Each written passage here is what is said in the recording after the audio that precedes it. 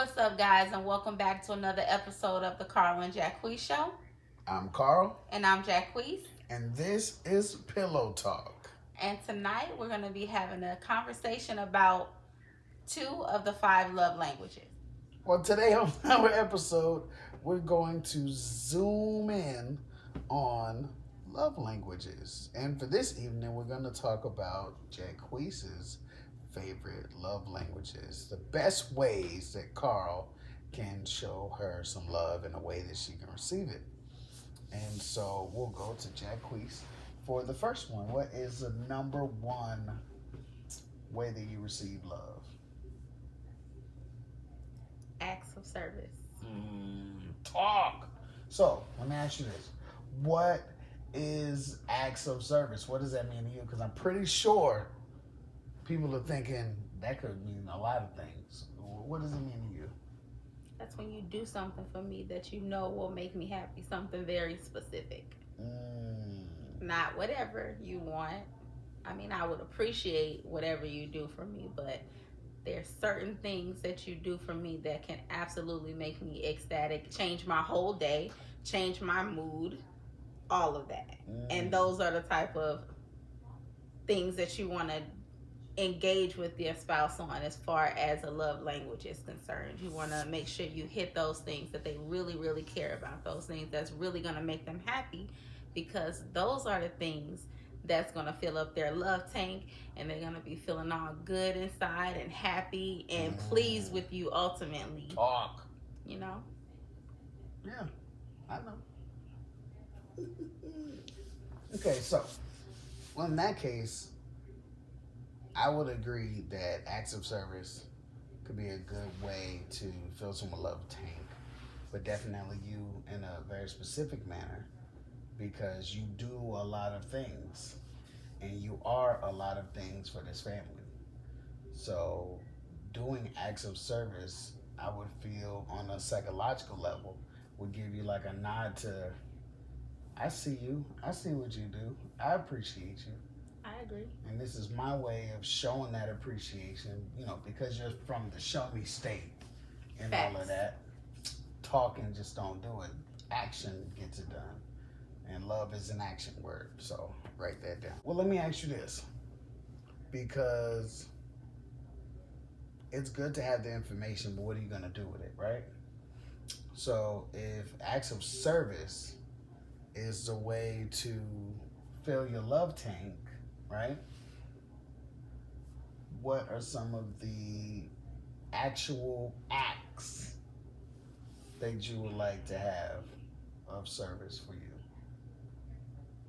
But as already stated, folding the laundry is absolutely at the top of the list. Paramount. Facts. It literally makes me sick. I get all hot and flustered and all of that. It's ridiculous, guys. I know, don't make fun of me. But I hate it. It really, really bothers me. It gets on my nerves. So I do it, but I don't like to do it. And he knows I don't like to do it. So anytime he takes those reins and start, folding some laundry, get some hot clothes out the dryer, I'm like ecstatic if I don't have to deal with that. That's one way. That's the most important way.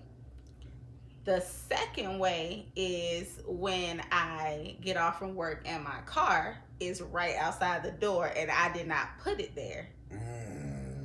That's considering me, because I work so late. I usually have to park really far away, and I get off later because I come in so late. So I don't want to walk all the way to the back of the building, later on at night trying to find my car in the dark. So when I come outside and find my car right outside the door, I'm like, oh, he loved me.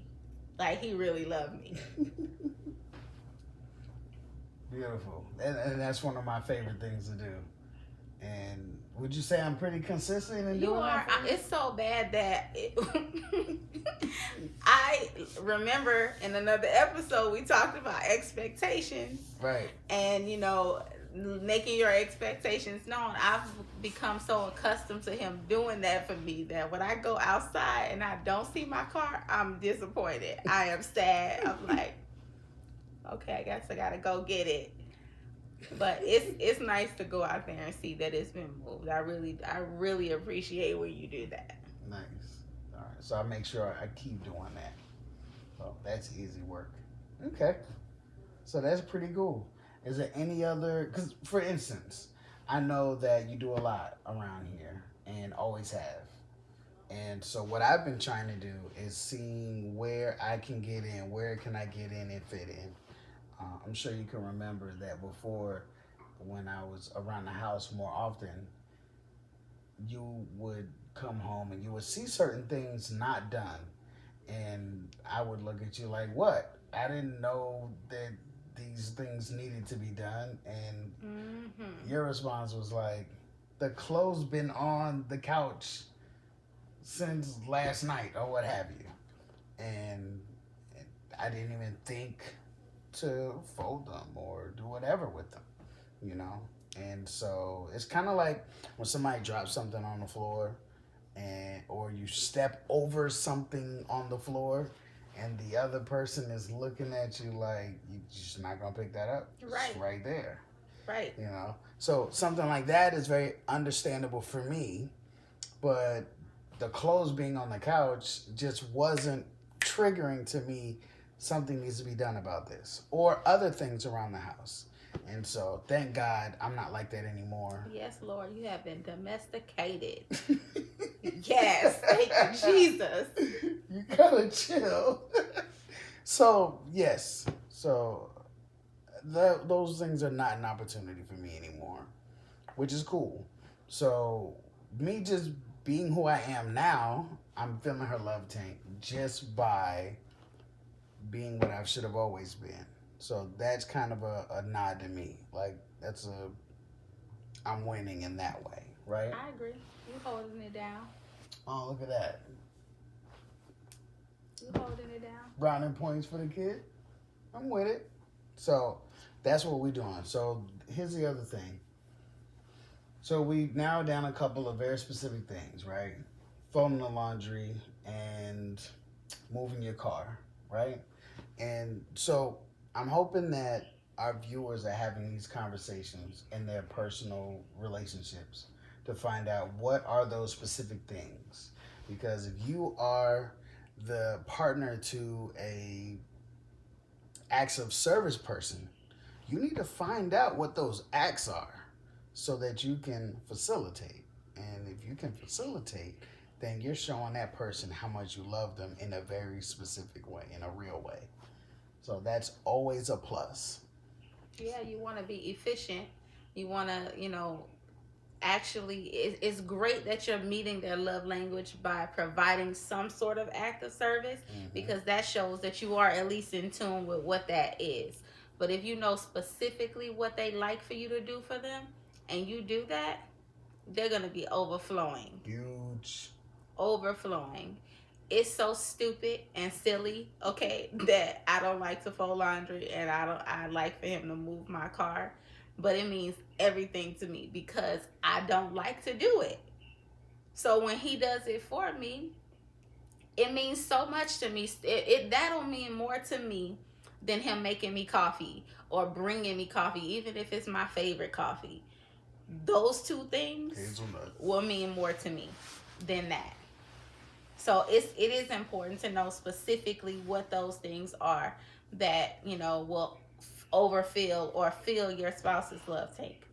Well, let me ask you this. Why is it so important, those things? Like, what does it mean when I do that? It means that you care and you love me. And so I'm concerned. That's your way.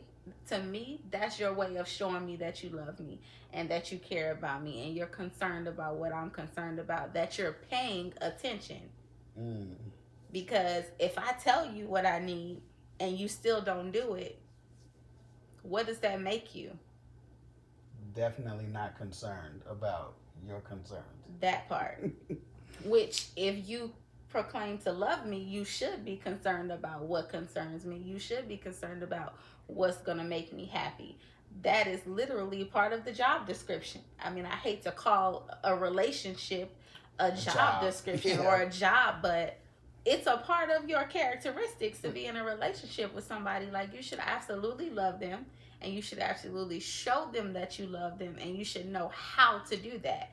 And if they tell you how to do that and you still don't do it, shame on you. You got to do better. So let's ask this question. The small caveat. I'm always doing the caveats, I know. So let's say you've told your partner what you expect, and you told your partner what you want them to do to show that they love you, and they don't do it, right? So you tell them specifically, I love the clothes to be folded, or I love it when you move my car, or something else like that, right? And you say, this is what I need you to do for me, and this would mean a lot to me if you did it, right? And they don't do it. Doesn't mean that they don't love you. Doesn't mean that they don't love you, but it can make you feel that way. It can definitely make you feel that way. It's something missing in that relationship at that point. And so the reason why I ask that is because people can be in relationships where they feel like the other person does not love them. And onlookers can see this as well and also feel like he don't love her. Look at how he treats her. Look at what he does. Look at what he says. Look at how he talks about her in public and things of that nature, right? And she will be feeling the same thing. I mean, he's not showing me that he loved me for real, right? Whereas he does love you, but he just needs to take the proper steps and precautions to show that love in a way that I need to be loved. That's right. So it's not about what you think or what you perceive love to be. It's about what your partner views love to be. If you love me, this is what you'll do for me. And you can't go by your own definition. You have to find out what their definition is and facilitate. Okay? So that's cool. I love that. Acts of service, have these conversations about acts of service. What does it mean? What does it, what specific things I can do? Absolutely. Is there another one? There is, and you might learn something right now. Ooh. Because you know the other one to be physical touch. Facts. And I agree with that, but I also took a love language test before. And based on the way I answered those questions, my love language test said that my second one was quality time. Or my first one was quality time, and the second one was actually acts of service. It was actually the other way around. Really? Yes.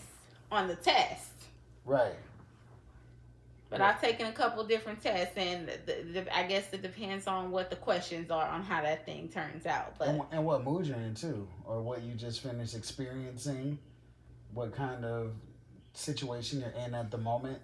You may feel like, this is really important to me right now because I'm not getting that, or I really want this right now because I'm not getting it. So, absolutely. So those tests can be tricky. That's why it's good to continue to have these conversations. So quality time, huh? Quality time is very important. You did say that. That was your third. It's always been your third. Did you know that? Did you remember, So quality time was on your list. So I know that acts of service was number one, right? And then I know that physical touch is number two. But quality time was number three. And quality time was on the list around the time when I wasn't around much, when I was working crazy overtime and so quality time. So share with the people what quality time means to you. Quality time means that's time away from the kids, time away from the parents or grandparents or family, like friends, whatever. It's time to get alone, just you and your spouse, and just do whatever it is that you guys like to do. I don't care if it's just laying in a bed and talking. I don't care if it's watching movies, watching your favorite TV show, if it's going skating, whatever it is. It's your personal time to do whatever it is that you guys like to do, uninterrupted, without any distractions. What about the children? Did I just say uninterrupted and without any distraction? So we would sequester them if we stay in the home with the kids? Absolutely. The kids need to have something to do while you have that time, and they need to know that they are not to interrupt you during that time. Now, granted, that is hard a challenge. It's hard to do when you're at home. That's a challenge because it takes a while to, break kids in, to understand those boundaries. But it's something that has to happen because, after all, you do want to still have a happy home. So mommy and daddy need their time. Yep. We need that time to remember that we're somebody's boyfriend or somebody's girlfriend or somebody's wife or somebody's husband. We need to remember that those titles are still a part of our identity, and we can't put it to the side so often to the point where all you are is a mother, all you are is a father, and those are great things to be. But when you're in a committed relationship, that relationship is going to suffer. And if that relationship suffers, everything else around it will begin to suffer as well. So just like a very good example is Jacquice and I are individuals. We are together, so we are considered a couple. But I can't be so focused on pleasing her, and she is so focused on only pleasing me, and we deny ourselves so much to the point where we lose our identity. So yeah, it's the Carl and Jacquice Show, but I'm Carl and I'm Jacquice. We're two separate people. So it's important that you maintain your identity, and it's important that you understand all of your titles and who you are in this world. And don't forget that. I'm absolutely big on maintaining temperance in my life. So like he said, it's important to, make sure you manage each one of those hats properly. And I know sometimes it can get overwhelming. I know from personal experience, it's not a cakewalk wearing all these different hats. Right. But all these different hats that we wear are necessary. And they mean something to us, and they mean something to the people that's in our lives. So it's important to maintain the right amount of balance in those areas so that, basically nothing comes up short and everything is accounted for. Everything has this, proper amount of attention. Mm-hmm. I agree. Absolutely. So you have to make sure that you pay attention to the things that mean the most to you. So the next thing that we want to talk about is physical touch. Physical touch. Do we have time? We do. I just have to have a little sidebar. I don't necessarily know if I want to number my love languages, because I don't know if I agree with acts of service being number one. I'm really happy that you're saying this right now, because we're human beings, and as humans, as we grow, we change. And some people change. I'm not going to get into that.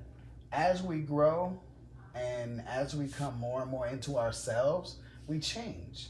So the act of service may have been at one point the most important love language for you.